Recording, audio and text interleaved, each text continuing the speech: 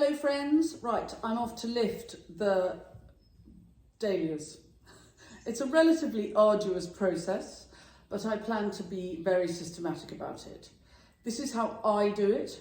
There are many ways to handle dahlias. I have a workshop online on the 15th of November for the full dahlia management year in order to be able to grow blooms like these beauties. Do join me then. You'll need to book a place via my website. But in the short term, I'm going to show you how I lift them. Let's go.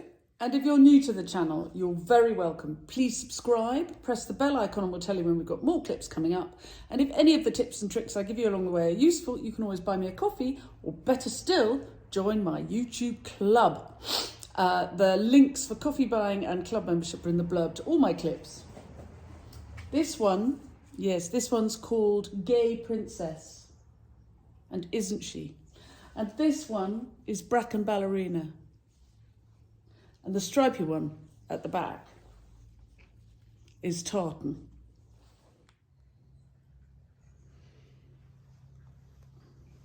This one is Ivana.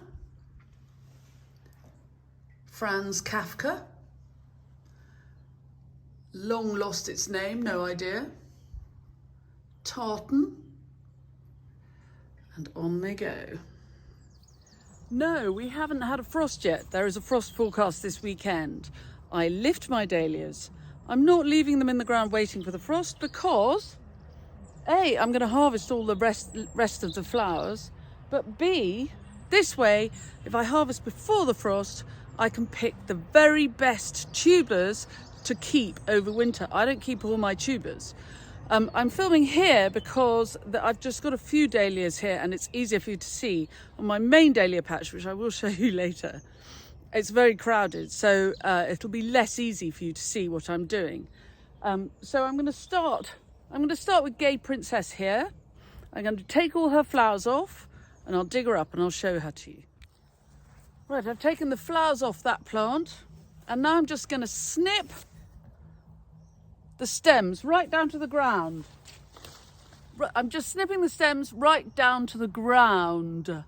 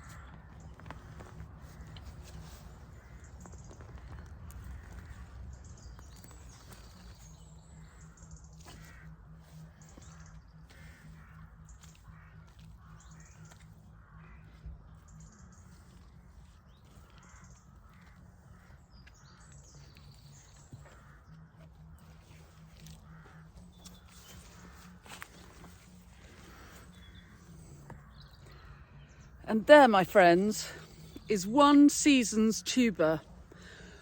I grow all my dahlias from cuttings to keep disease at bay and to keep the colour of the flowers very, very bright. You do not need to do this. You can leave your dahlias in the ground over winter and mulch them. You can leave them in for 2 or 3 years and then dig them up and maybe take cuttings once every 2 or 3 years. You don't have to dig them up every time. I live on wet Somerset clay. It's not especially cold here, but I like taking cuttings. It's fun. And besides, that's 1 year. What larks? That's what I say. So I've got another gay princess here. So I'm going to lift her. And because I'm very badly organised, I have one miles up there, and I've got a couple more in my main dahlia patch. So I'm going to lift all of the gay princesses, and then I'm going to choose of them the 3 best tubers. The rest go on the compost heap. I get them labelled into the studio to dry out a bit, and on we go. Quite soon I have a system going, and I'm just labelling them as I go because it's not actually raining, with brown craft labels, and they're on the ground. And the good thing about putting them on the ground is then the worms have time to escape. As you can see, I've taken off some of the mud, the earth, but not all of it, because I think it works quite well at drawing the moisture away from the tubers during the winter when they're in storage. Digging up and keeping a keen eye out for disease and anything, and I thought for a second this might be crown gall. It turns out slug eggs. Phew, what a relief. And so I do a section at a time, clearing up after myself as I go, and saving the last few blooms for me. Right, me, my cup of tea, and now I'm going to make a start on this lot.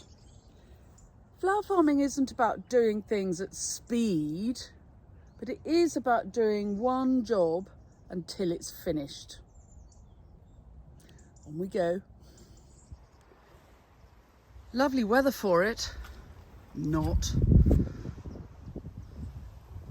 This is not a job to do at speed, and it requires frequent stops to admire the beautiful friends before they go. Soak up their gorgeousness.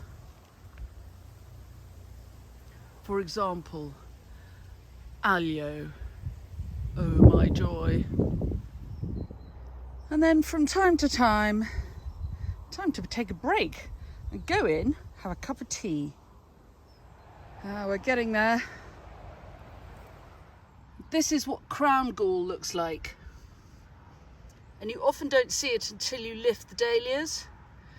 This goes straight in the bin, not in the compost. Get rid of it. And finally, 4:30. It's taken a day and a half to do this. The last one comes out. They said it would come on to rain hard late in the afternoon, so I'm glad I've got them all in. I can go now inside and sort them all out before I get soaked to the skin. Right, and here they all are, piled up per variety. There are about 30 varieties and about 90 to be kept, and the rest have been put to one side, and I'll store them for next year, and we'll sell them at the plant sale in May. So there they are. They'll just have a few days drying out, and then I'll tray them up, and they'll spend the winter somewhere cool and airy until they get taken out next spring for sprouting. And that, ladies and gentlemen, tea cake. Indignant barking. And that is how I lift my dahlias. And I have a few to remind me of the happy days we've had together, and a promise of next summer. This is Gay Princess with her fimbriated petals. She's a great favourite of mine, and tea cake, really enough? I foretell this is next year's colour.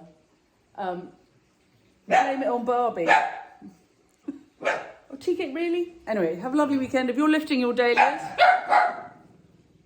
go for it. It's very good exercise. I'll see you soon. Bye.